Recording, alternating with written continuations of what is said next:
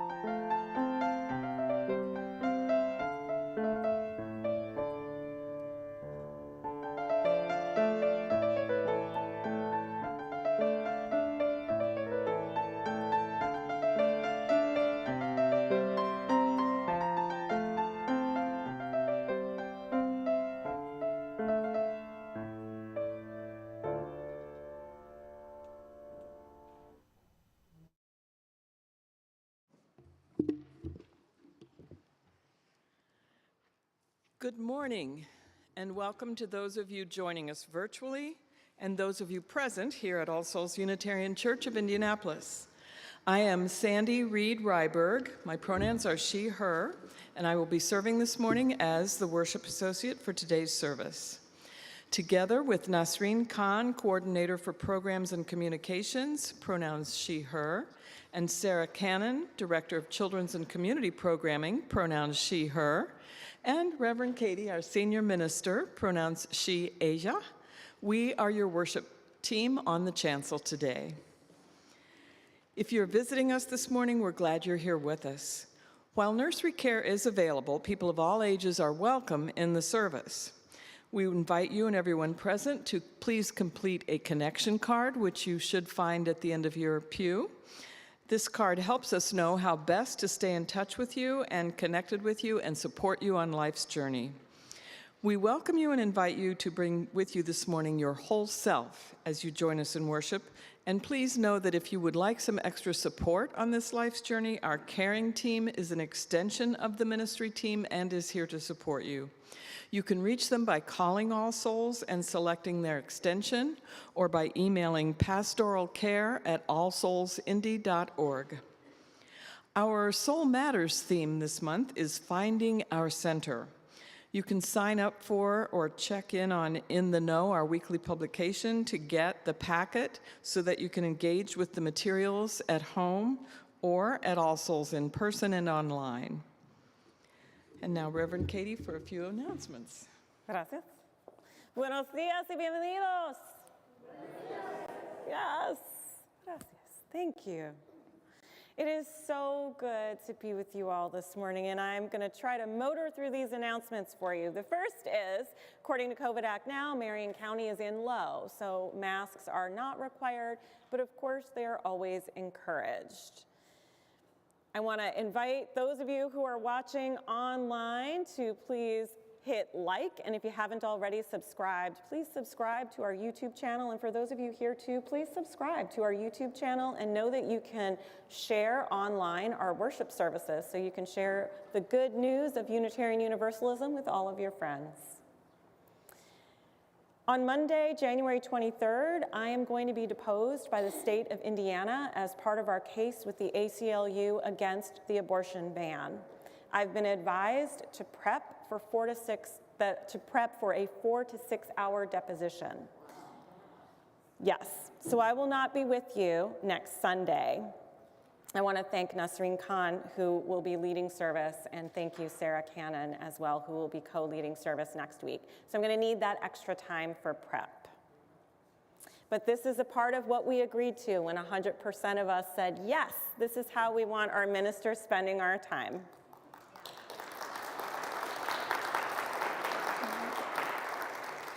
So thank you.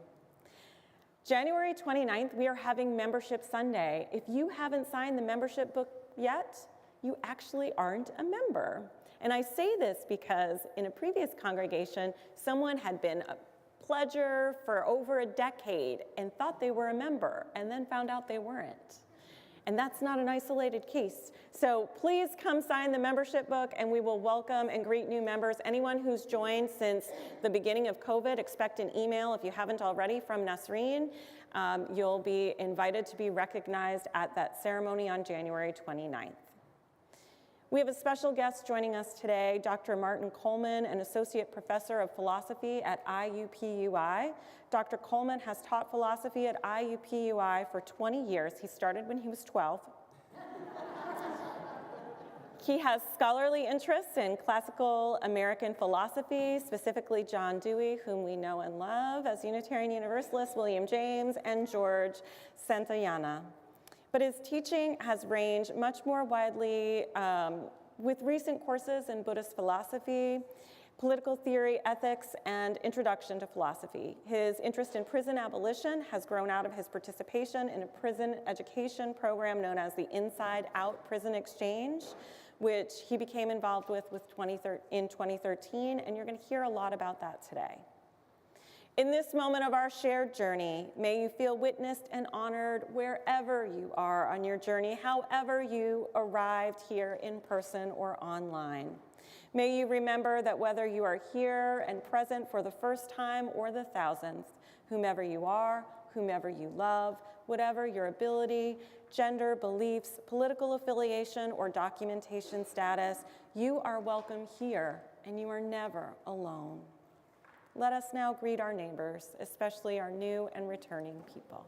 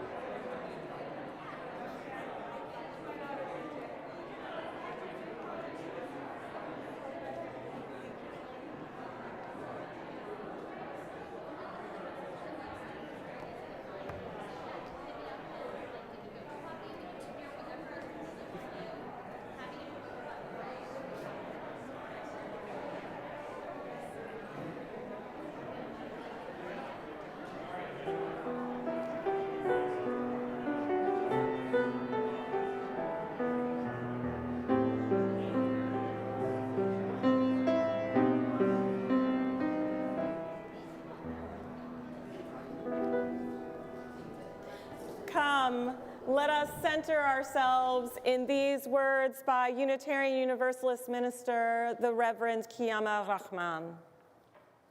Now is the time to call on the memories of the ancestors who thought they could go another inch toward freedom, and yet they did.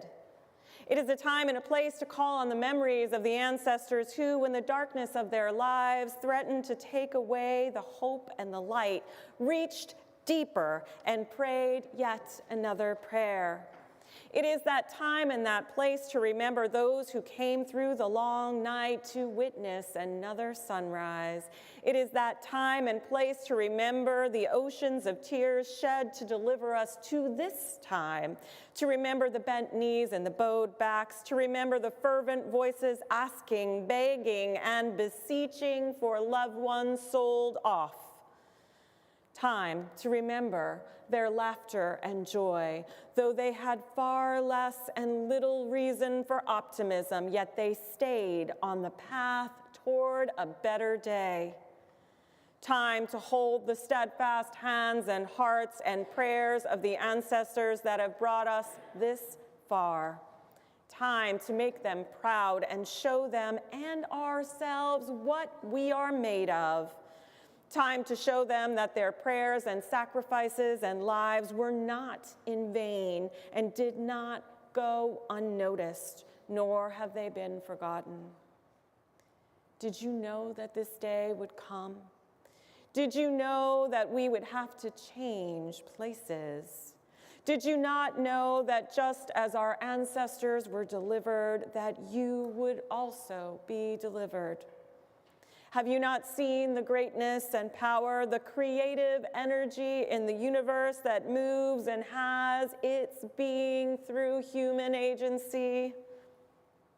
If you have not seen it in your neighbors' faces, in the homeless, in the battered person, the trafficked child, the undocumented worker, the dispossessed, it is that time and that place to know that it is our turn and that we must leave a legacy for our children and all the children.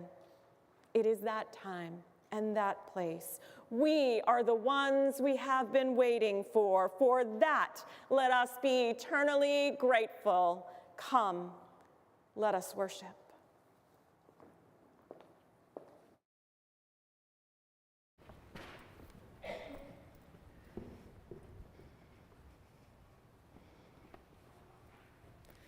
The ritual of lighting our chalice reminds us to continually renew our promise to live into our covenant, to put love in action, and to live out the community of love and justice we aim to be.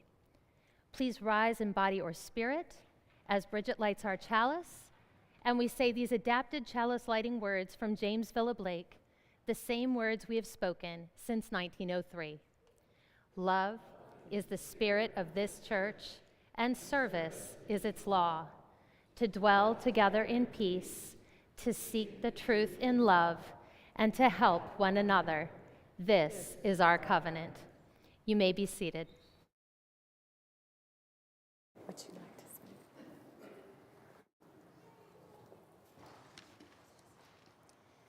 I came to the realization after the JFK assassination in 1963 that inequity in our society that had been invisible to me. I belong to the Collegiate Presbyterian Church in Ames, Iowa. The congregation was liberal and active across Iowa. The church board debated what action to take after the events of the early 60s in Mississippi and Alabama, and how to support racial equality. Action was viewed as a moral obligation, and the church decided to send the youth minister and a group of young people to Birmingham, Alabama area. The youth had to be old enough to secure their own medical attention and get the consent of their families. We realized that we did not go without risk. A group of 6 or 7 students was selected for the troop. The group spent a month or 2 preparing for the troop. Nonviolent techniques were studied. In June of 1964, the 2-week trip to Selma, Alabama began with an overnight in Memphis, and then on to a small historic black college, which became our base. We hid our minibus to ensure its safety.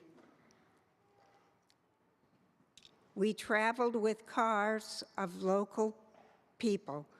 We concentrated on voter registration in the county courthouse in Montgomery, where people were turned away because they could not guess the number of pennies in a jar or recite some random line out of the U.S. Constitution. We worked to integrate food establishments, city parks, city bus stops, public restrooms, and other establishments in Selma. We faced a lot of jeering, name-calling, demeaning expletives, and garbage and drinks thrown at us. We met at a different place every day so that our location could not be predicted. We also helped teach in an elementary school, in a freedom school. The schools were designed to build self-confidence and create trust. We taught basic reading, writing, and math.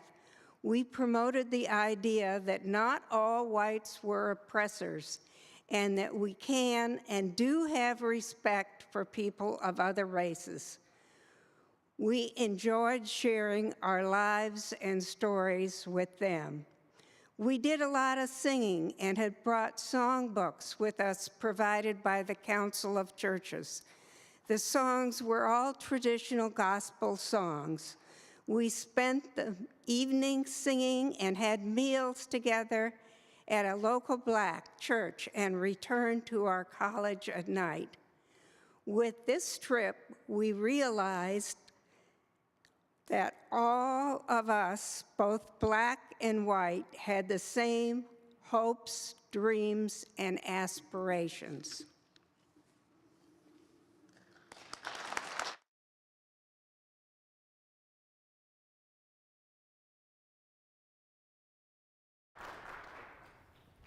Good morning. I think that's very special that we have someone here who taught at a freedom school, like the freedom school that we host here in the summer. I think that's pretty cool. Sometimes I listen to a podcast called Homebrewed Christianity, and the host likes to start out by saying, "What's up, theology nerds?" And I gotta tell you, we've got some aspiring theology nerds around here. You should hear some of the feedback I get about what kids want to learn next in faith formation. It's pretty stinking cool. So, I'm really glad our young people ask these great questions, because one of the big misunderstandings that folks sometimes have about UUs is that they think we have no theology, right? You've all heard this before. Say it with me. UUs just believe whatever we want, right? And it's so annoying when people say that. And it's also hard to explain, because there's sometimes, in some ways they're wrong, but in other ways they're not. Right? Like, a lot of us have very different beliefs about higher powers, about gods, goddesses, the living, breathing universe, the goodness inside people. But there's a way of looking at religion that's called systematic theology. And it talks about our beliefs about gods, but also a lot of other things too. And UUs as a group do have a systematic theology. So I was geeking out last week when Reverend Katie was talking about ecclesiology and eschatology, which I apologize, but it doesn't have anything to do with cats. I'm sorry about that. Now, Reverend Katie was talking about a way of looking at systematic theology called the Wesleyan quadrilateral. We have math nerds around here too. I know this for a fact. So what's a quadrilateral again? Say it loud. Four-sided shape, yeah, and I like how many hands I saw go up. That made me really happy. And I want to tell you about another way of looking at systematic theology that also has four sides. A famous UU minister and educator, the Reverend Dr. Rebecca Parker, came up with this idea, and she calls it our theological house. What's the name for a theological house, you guys? A church, there we go. So I really appreciate that we get to talk about that today. So the first thing that we need to know about is not actually part of the house at all, and that's our pneumatology. Pneumatology comes from the Greek word pneuma, which means breath or soul or spirit. Think of this as the breeze that's moving around the house and maybe even in through the doors and windows. UUs might call it the spirit of life. Then we have the four walls of the house, right? And the walls, the word for that is ecclesiology. That's Greek too. The ecclesia is our congregation, all of the people who are here in this UU house. So ecclesiology is our understanding of who's in and who's out, which makes me think of Project Runway, but UUs are not really about people being out. Yeah. So we offer welcome, and one thing we try to do is make our welcome better over time, right?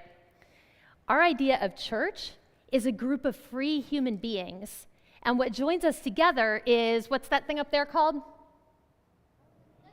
The covenant, exactly. So, and how do we make decisions in our church again? So I heard it over here. We vote. Yeah, we totally vote. Sometimes on what we're going to do as a congregation, and sometimes we elect people to make those decisions for us, but either way, we're voting. Then we have the roof. And roofs are really important, right? Because they keep out rain and hail and snow and lightning. They protect us from danger, and they keep us safe. And the word theologically for what saves us is soteriology. But we're not really talking about our bodies when we talk about soteriology. We're talking about saving our souls. Now, some people believe that their souls are saved by somebody else, like Jesus, or maybe one of the ideas about God. UUs believe that our souls are saved by looking around at people throughout history who set good examples for us, and looking inside ourselves and trying our whole lives to be the best people that we know how to be. So UUs, we build our own roof. We save ourselves. Now, what's this little blue part called right here? What's that? It's obvious. I'm not being tricky. It's a door, right. And it's blue because Annalise decided it would be blue, in point of fact. That's why we have a blue door on our theological house. Now the door, this actually makes sense. The word for the door is eschatology. And the door is a symbol of where we came from and where we're going. We're on earth right now, but a lot of people in here have different ideas about where we go when we die. Some people think that you're reborn and you live another whole life. Some people think that maybe you go somewhere like heaven. UUs have different ideas about this, but we agree about one thing. There's no point in waiting for things to be really, really great after you die, right? We can make heaven here on earth right now while we're alive. And that's why UUs care about working for justice, and why Reverend Katie is going to talk more about that today. Because it shouldn't just be heaven here right now for our family or even for our congregation. It should be heaven here right now for everybody. Now, this house is sitting on my binder, but do houses usually sit on the air? No, really not. Frank Lloyd Wright did some cool stuff visually, but the house was still on the ground, okay? They need a foundation, and that's where theology, belief about God, comes in. And UUs do have a shared belief about God. I'm waiting for someone to go, "Aru," but we do. Here it is. UUs are all on the same journey, a free and responsible search for truth and meaning. We arrive at different answers, but our shared theology is that we're on the same quest. That's why we're here together. Now, there's one more thing. What's this cool little chalice-shaped thing up here at the top? It's a stained glass what? Window. It's a stained glass window.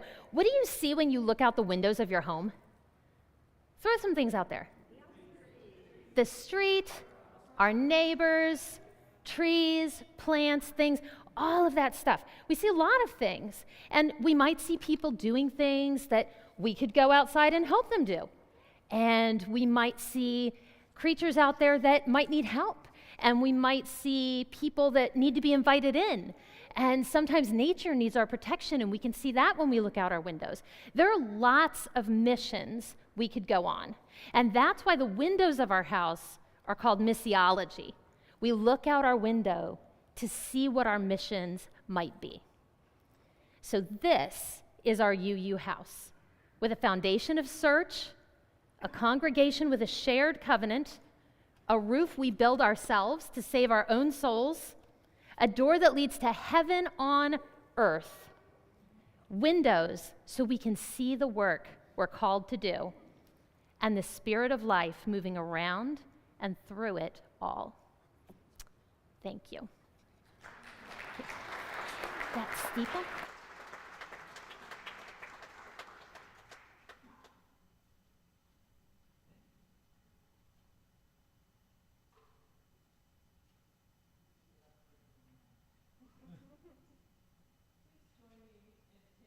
A few moments to note things that are currently bringing joy or sorrow to our community. We belatedly extend happy birthday wishes to Ann Skinner, who celebrated with her family here at All Souls last week. I'm not sure if Ann is here this morning, but we extend to her joy and wishes for many reasons to celebrate this year. We also join Ollie and Barb Howe as they welcome their new grandchild, Maxon Alexander Crudy, born on January the 2nd. And let us remember today the Reverend Dr. Martin Luther King Jr. on his birthday, not just as a dreamer and a national hero, but as a human who sought justice for people who lived daily with unjust treatment in a nation founded on the principles of justice and equality for all. May we today, thinking of Dr. King, find new ways to ensure just treatment for everyone with whom we interact. Let us rededicate ourselves today to that work. Please rise in body or spirit as we sing together hymn number 97, "Sometimes I Feel Like a Motherless Child."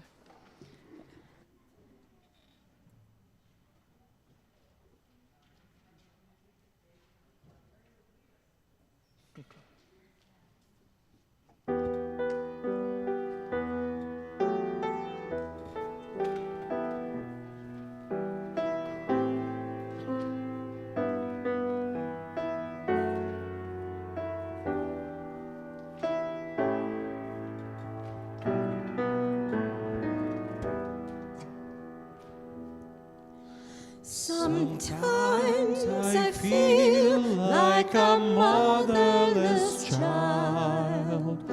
Sometimes I feel like a motherless child. Sometimes I feel like a motherless child. A long way from home. A long way from home. Sometimes I feel like I have no friend.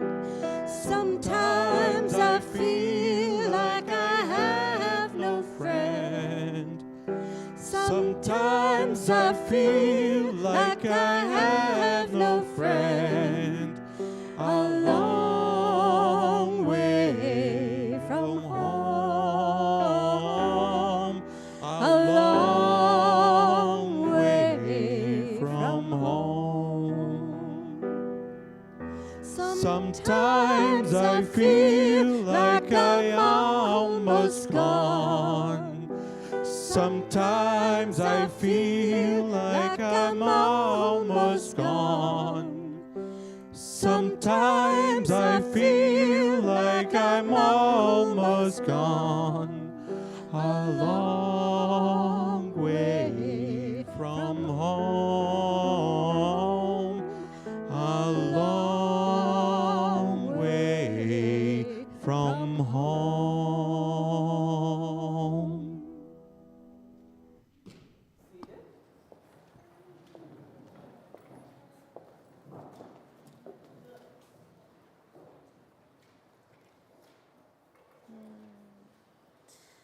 If you're feeling like you're a long way from home, may this time together heal your heart and point the way towards a more hopeful present and future.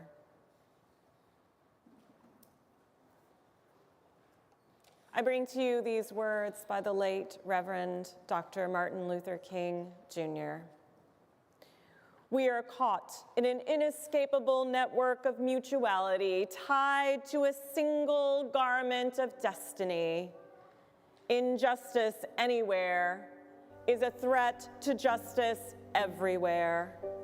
There are some things in our social system to which all of us ought to be maladjusted.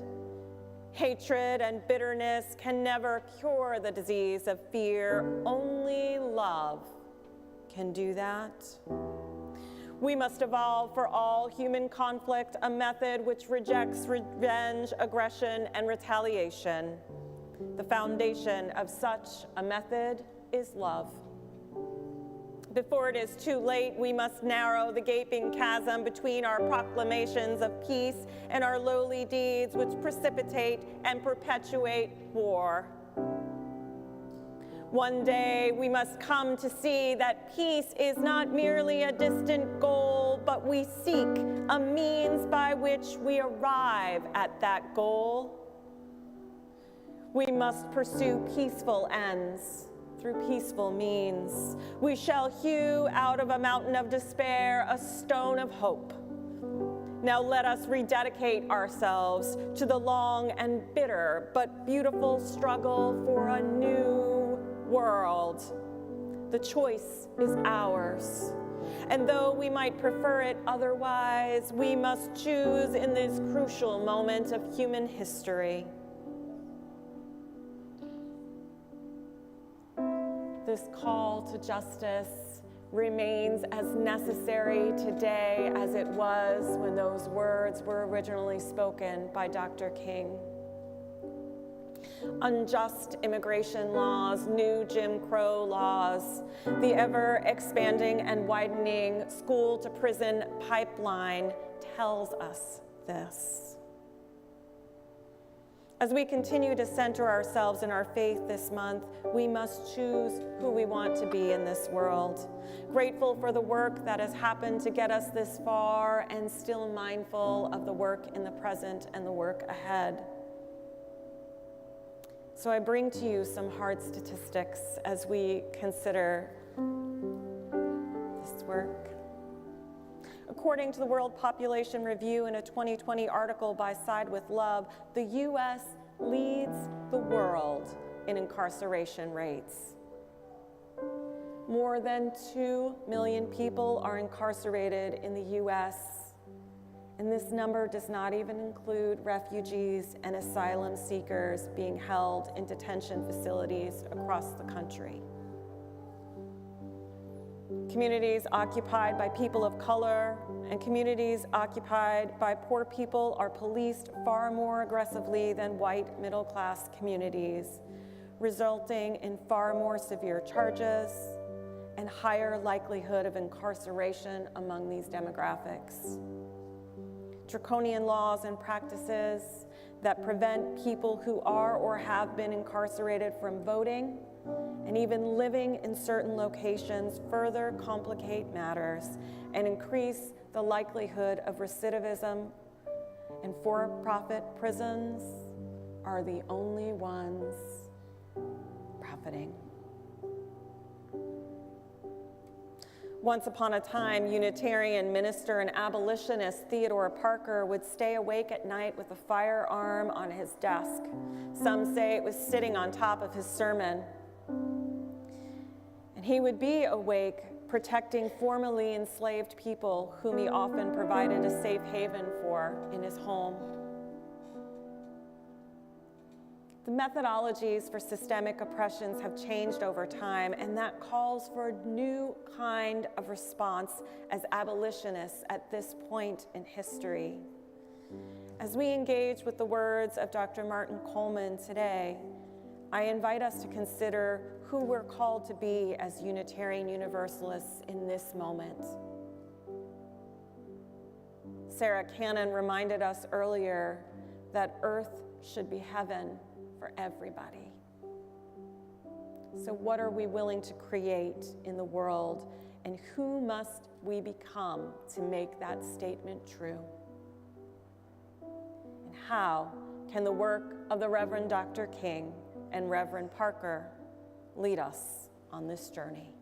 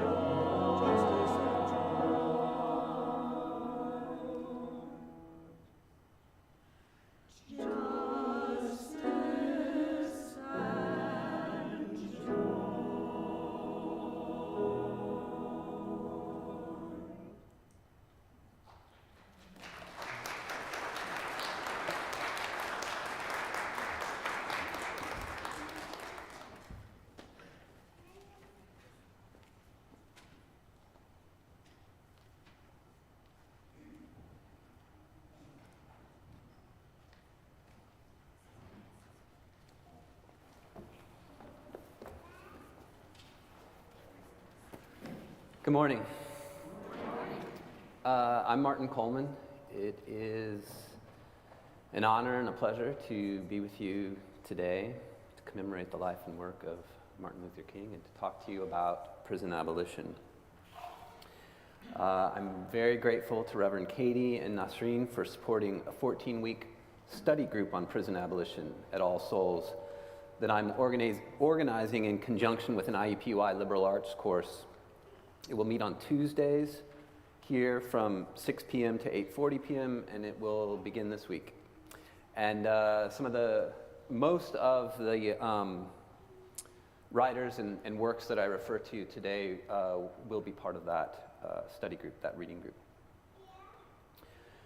Prison abolition is a response to harms caused by prisons and the allied agencies and industries that support and are supported by imprisoning large numbers of people. The source of the harms lies in the essential character of prisons.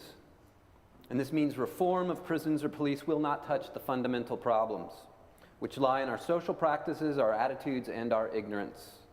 Addressing these fundamental problems also means addressing the problems prisons claim to address. Abolition as a means or a method works to eliminate institutions and practices that divide and harm people.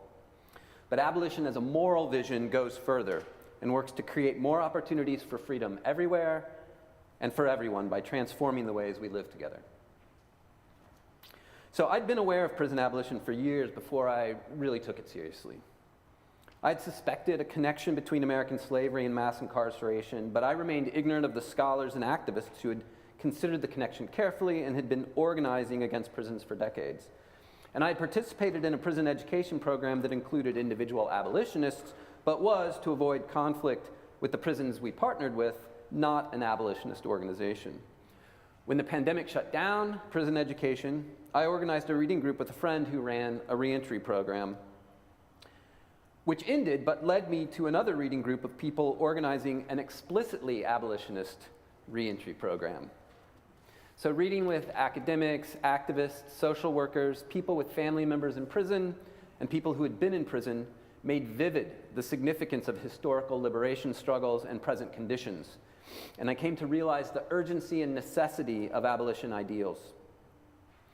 One of my fellow readers said that after years of feeling depressed, angry, isolated, and helpless, learning about abolition was as if they had been suffering in a dark room and turned on the light to find themselves being mercilessly pummeled. Abolition ideals helped to understand how and where to direct our energies. So none of us had become abolitionists immediately as a result of individual experiences, some of which were quite harrowing, with police, courts, or prisons. The dehumanizing character of prisons, policing, and the legal system became apparent in communicating with others, in learning the ideas and concepts that explained what was happening, and in recognizing how our shared experiences of the effects of prisons and police, the suspicion, the shame, the fear, the loss, the resentment, were isolating us and keeping us ignorant. Angela Y. Davis, in her book, Are Prisons Obsolete?, acknowledged this phenomenon when she wrote, "We tend to think of the prison as disconnected from our lives, and this is even true for some of us who have already experienced imprisonment. I found that it took talking with and learning from others to become aware of and understand our shared situation." So what's wrong with prisons? Prisons in the United States are inherently racist, dehumanizing and exploitative, and deceptive about violence and safety. So prisons are racist. They do what formerly was accomplished through enslavement, lynching, and Jim Crow laws. They contain and control the labor power of people of color. They dehumanize people of color. They marginalize people of color by limiting housing and job opportunities and by taking away rights of citizenship in many states for those labeled felons. Prisons in the US hold disproportionately more men and women of color. In the 80s and 90s, prisons were filled by a racist war on drugs, and according to Michelle Alexander, author of The New Jim Crow, although the majority of people who use and sell illegal drugs nationwide are white, 3/4 of all prison people imprisoned for drug offenses have been Black or Latino. To learn about the deep racism in Indiana prisons, I highly recommend Kelsey Kaufman's The Brotherhood, Racism and Intimidation Among Prison Staff at the Indiana Correctional Facility, Putnamville. It's a long report that she wrote about 20 years ago, and it's available on prisonpolicy.org. I also recommend learning about the ongoing Pendleton 2 Freedom Campaign in support of John Balagoon Cole and Chris Naeem Trotter, who, in a case with no fatalities, were sentenced to 82 and 142 years respectively after defending a friend and themselves against a white supremacist guard gang intent on murdering them in 1985. So in addition to prisons being racist, prisons are dehumanizing and exploitative. Medical researchers have extracted profit from the bodies of prisoners for pharmaceutical companies. A well-known example is that of the professor at the University of Pennsylvania who developed Retin A. He ran dermatological experiments, including initial trials of Retin A for decades, harming the people he used as subjects. Anastasia Schmidt, formerly incarcerated in Indiana, wrote, quote, "The violence, sexual abuse, medical experimentation, sterilization, and death of a few hundred captive women in the 19th century." She's talking about the prison out here on, former prison on New York Street by Woodruff Place. Laid the foundation for the field of gynecology to expand into evolving eugenics practices across time. This is part of what Angela Davis called the violent sexualization of prison life within women's institutions. Strip searches, regular sexual abuse by guards, degrading medical treatment such as frequent unnecessary pelvic examinations, including when a woman's complaint is a cold. This last practice was justified to a reporter by a chief medical officer of a prison who claimed that, quote, women prisoners had rare opportunities of male contact, and that therefore welcomed these superfluous gynecological exams. That's the reporter reporting the conversation. Also, prisons do not promote safety. On the outside, prisons destroy families and destabilize communities. Imprisoned partners and parents, parentless children, unaddressed violence, trauma, and mental illness do not make communities safer. On the inside, prisons produce violence as if scientifically designed for that function. Research has indicated 4 key drivers of violence at the individual level, as opposed to the community level, where causes like poverty and disenfranchisement are operative. At the individual level, shame, isolation, exposure to violence, and a diminished ability to meet one's economic needs. Shame, isolation, exposure to violence, and a diminished ability to meet one's economic needs. These 4 drivers of violence characterize prison life. When violence occurs in prisons, which is often, whether caused by other incarcerated people or guards, it is traumatizing to those who survive it and typically unaddressed if reported at all, since reporting increases the risk of more violence. So abolition denies that prisons are inevitable and permanent. Angela Davis has pointed out that American slavery, lynching, and segregation were, in their time, widely believed to be permanent. Yet, abolition campaigns altered social conditions and popular attitudes to eliminate these once powerful racist institutions.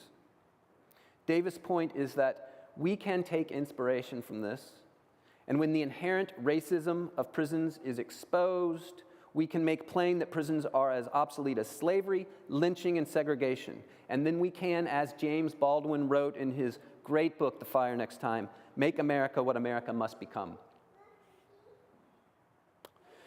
Helpful for exposing the nature of prisons is the concept of the prison industrial complex, or PIC, coined by Mike Davis, who recently died this year. A great writer. This concept allows us to analyze the methods and the extent of injustices, so it's an analytical tool, and it helps us to identify possibilities for social transformation. According to the abolitionist organization Critical Resistance, the prison industrial complex is, quote, the overlapping interests of government and industry that use surveillance, policing, and imprisonment as solutions to economic, social, and political problems. So the PIC serves and maintains authority derived through racial and economic privileges. Government, politicians, guards, and police prosecutors, developers and construction companies, industries that supply prisons, all benefit from racism, sexism, homophobia, xenophobia, capitalist exploitation to drive the use and growth of prisons to ensure their own power. So the PIC uses prisons, courts, police, media to respond to poverty, homelessness, joblessness, substance use disorders, violence, political dissent, and mental illness at the expense of people of color, youth, women, LGBTQ people, immigrants, poor people, political dissenters. And what do we get? Social division, increased inequality, and dehumanizing conditions. The various components of the PIC spread its influence so that none of us is untouched. Your innocence will not save you. Schools become outposts for police who, among other things, direct black boys and girls to the PIC. And Monique Morris' book, Push Out, The Criminalization of Black Girls in Schools, lays out how, with clarity, how the PIC influences schools.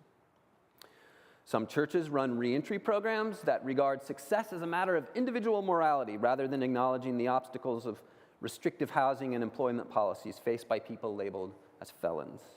And they provide surveillance for agencies of the PIC, probation or child support enforcement offices, opening a quick route of return to prisons. Cars support the PIC. They have long been associated with American freedom.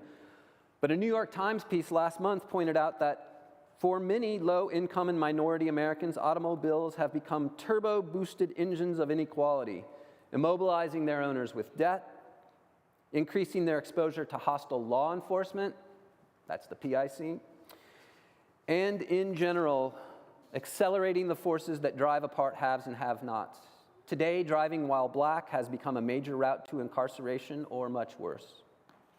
Dante Wright, Sandra Bland, Maurice Gordon, Samuel Dubose, Philando Castile, Walter Scott were all killed by police after being stopped for minor traffic violations. Last week, Keenan Anderson was killed by police after he had been in a car accident. Knowing the elements and the influence of the PIC can be overwhelming, but it indicates where we can, in Davis's words, propose alternatives that pull apart the symbiotic relationships among elements of the PIC.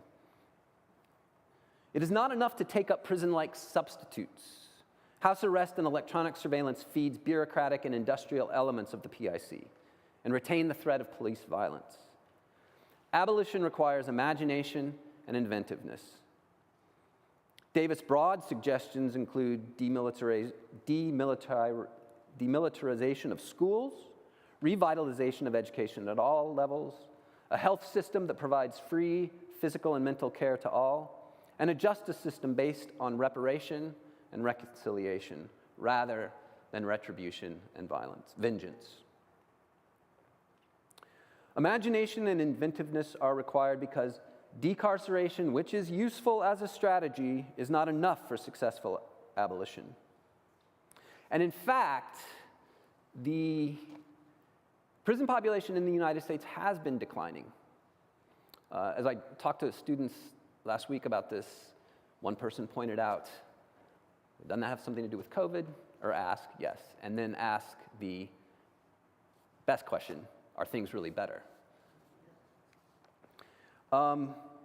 I would say no. Even though the population has been declining, it's still nearly 10 times greater than 50 years ago when scholars seriously entertained the demise of prisons in the US. It is now second, but only to China, with a country with a total population 5 times greater than the US. The incarceration rate is still 505 per 100,000 people. The global rate is 140 per 100,000 people. The few countries ahead of the United States with a higher rate are tiny countries compared to the United States. But the biggest problem is the PIC remains strong. And if you add up the people on probation and parole to the number of incarcerated people, there are well over 5 million people directly subject to the PIC. And as Reverend Katie pointed out, this doesn't include people in immigrant detention centers. The Chicago abolitionist Miriam Kaba has said, "What I care about are 2 things, relationships and how we address harm." This is what I care about too. And so beyond decarceration, we must address harm, which will require addressing the ways we relate to each other, what we expect of each other, and how we care for each other. To this end, consider the work of Danielle Sered, the founder and director of Common Justice, an alternative to incarceration and victim service program that develops and advances solutions to violence that transform the lives of those harmed and foster racial equality without relying on incarceration. In her book, Until We Reckon, Sered wrote of addressing harm through accountability as distinct from punishment. She gives a rigorous definition and practice of accountability. To be accountable for the harm one has caused requires 5 elements. Acknowledging responsibility for one's actions. That's the first. Second, acknowledging the impact of one's actions on others. Third, expressing genuine remorse. 4, what she calls doing sorry, which is taking action to repair the harm to the degree possible and guided when feasible by the people harmed. And 5th, no longer committing similar harm. She gives account of people that have gone through this process and people who have been in horrific experiences prior to involvement with criminal justice system. One young man said, going in and talking to the person that he'd harmed was the most frightening thing he had ever done. So it's hard. Accountability is hard. The accountability process, as Sered practices it, is survivor-centered, and those directly affected by harm will describe what repair looks like for them, what it should be like. This is not survivor-ruled, so leaving the harm unaddressed if that endangers others is not an option. And if the survivor demands something degrading and harmful to the person responsible, that cannot be permitted. Accountability addresses the needs and honors the agency of the survivor and preserves the humanity of the responsible person, which prisons do not do. Sered states, people who commit harm deserve and owe it to repair the harm they have caused. Deserve and owe to repair the harm they have caused. There's a benefit to repairing the harm that you've caused, and prisons don't acknowledge that. She says the system creates obstacles to the way responsible people could make right for what they have done. In our legal system, the standard and accepted strategy is to deny everything you can. There's no room for accountability. Then prisons hinder accountability and so impede the exercise of moral agency and the growth of responsibility in those who have caused harm. According to Sered, survivors of harm who seek dialogues with those who have hurt them or killed their loved ones face enormous and often insurmountable legal and bureaucratic barriers, denying survivors what they often want in order to heal: information, recognition, and repair. Abolition is inclusive. Abolishing prisons and police is about eliminating institutions, not people. Eliminating the roles in these institutions, not the people who fill them.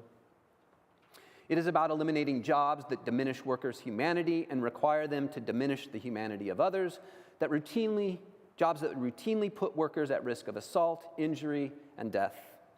It's about creating a society where the work we all do enriches ourselves and the community, both materially and spiritually. Danielle Sered's recommendation is to ask the police to do less. Finally, abolition is a spiritual struggle. And that means a struggle for liberation and non-exclusion. Non-exclusion of people,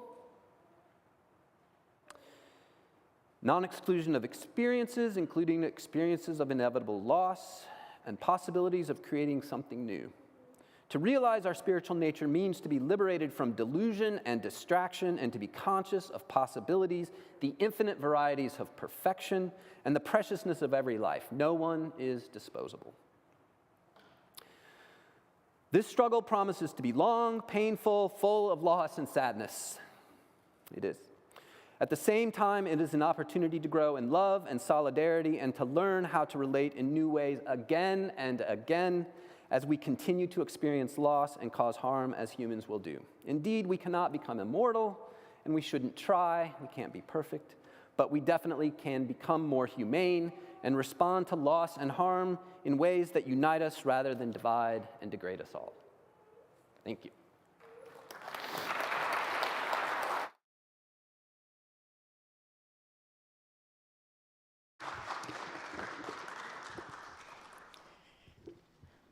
Thank you, Dr. Coleman, for giving us something to really think deeply about and move forward on. Thank you very much. Each week, we join together to align our giving with our values. We give to support the missions and ministries of our congregation and share half of our weekly offering with an organization whose values align with ours. This week, we are donating to the Unitarian Universalist Service Committee, which advances human rights through grassroots collaborations with organizations around the world that confront unjust power structures and oppressive policies. The UUSC supports self-determination and defends the rights of people displaced due to climate, conflict, or economic hardship. The Unitarian Universalist Service Committee is currently at work in countries such as Haiti and Burma and many others. To contribute, you can gift cash or a check into the collection plate, or if you're online, you can go to allsoulsindy.org, where you will find a link that says Give to All Souls here on the left-hand side beneath the description of today's service. Please indicate if your gift is a pledge payment or if it is for the Share the Plate if you're paying online or using a check. Thank you for your generosity in supporting the mission of All Souls and for your continued love for one another and for this world. Please take this moment to prepare your gift, and the morning offering will now be given and gratefully received. Thank you. Oh, and during the offering today, we will sing hymn number 407. We're going to sit at the welcome table. So please, as well as preparing your offering, find that in your hymnal, and Gabe and Marianne will lead us again. Well, feel free to sing with us or not, hopefully yes. And we will do the first verse, a piano interlude, so we can have a little time in between stuff. Second verse, interlude. Third verse, okay?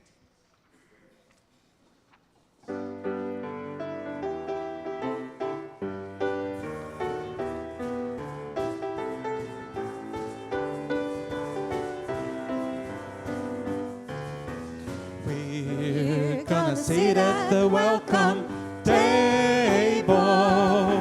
We're gonna sit at the welcome table. One of these days, hallelujah, we're gonna sit at the welcome table.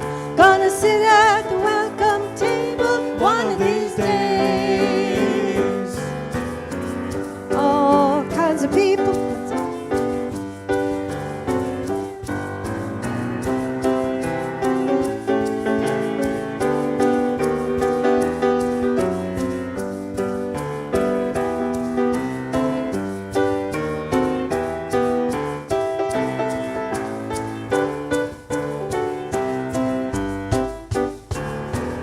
All kinds of people around that table.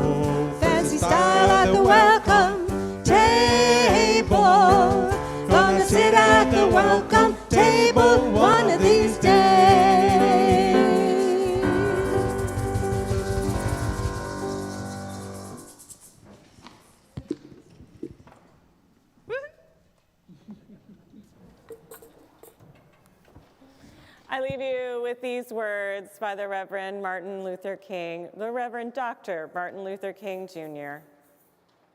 Let us be maladjusted to racism and white supremacy. Let us be disconnected with injustice and inequity. Let us be a moral movement for love and justice in our time. Now let us begin. Now let us rededicate ourselves to the long and bitter but beautiful struggle for a new world. He taught us how. Now it is we who shall overcome and create this new world. May it be so. Amen, and blessed be.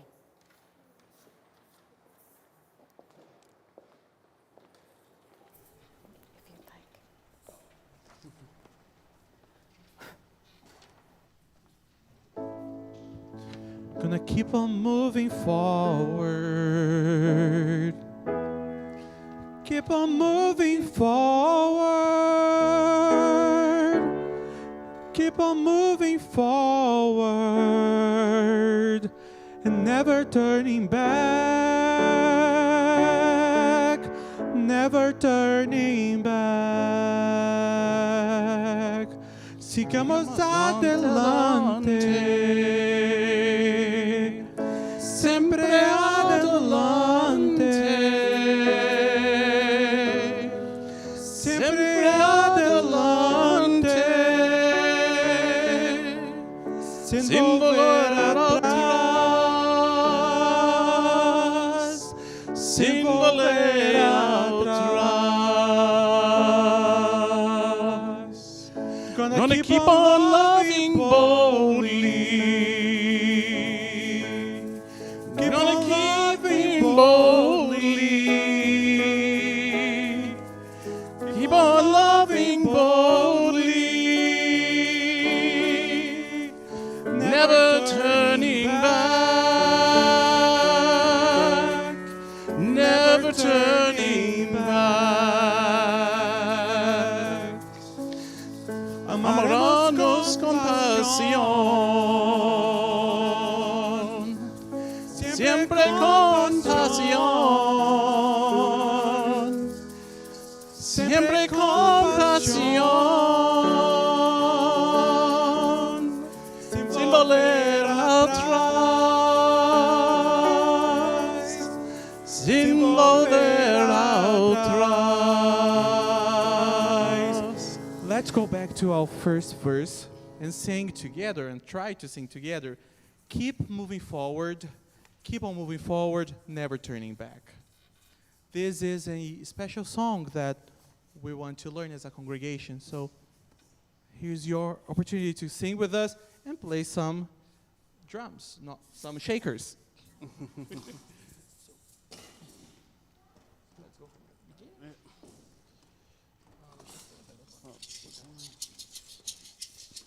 Keep on moving forward.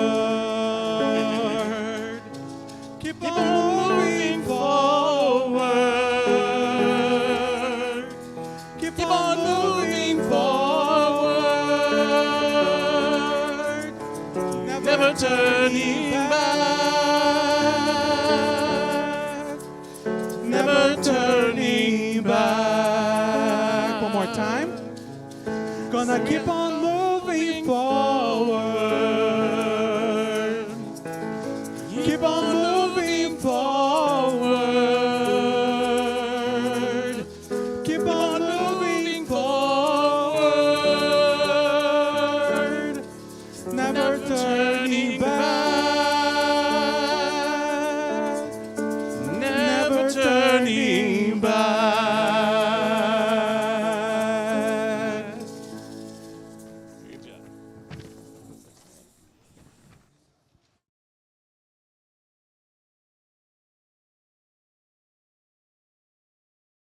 Yes.